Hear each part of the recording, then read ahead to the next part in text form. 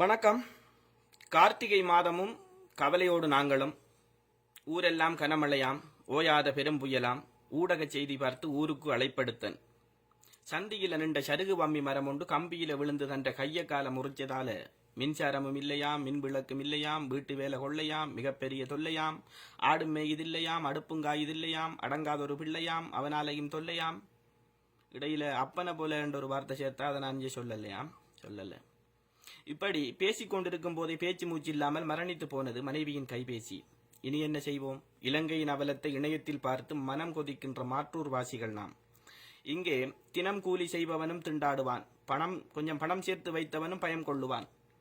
இனம், சாதி, மதம் எல்லாம் இதை வெல்லுமா? இயற்கையின் முன்னெல்லாம் சமம் அல்லவா? கரைக்குள்ள கிடக்கிற கருவேப்பையில போல இத்துணோண்டு இருக்கிற இலங்கைக்குள்ள மழை கொஞ்சம் ஆசைப்பட்டு மனம் விட்டு பெஞ்சாலே உல வச்சு சோறாக்க ஒரு பிடி நிலம் இருக்காது. இதுக்குள்ள நீ சில வச்சு இடம் பிடிச்சு சீதனமா கொடுக்க போறான். அவனுக்கு தமிழும் தெரியாது. நன்றி.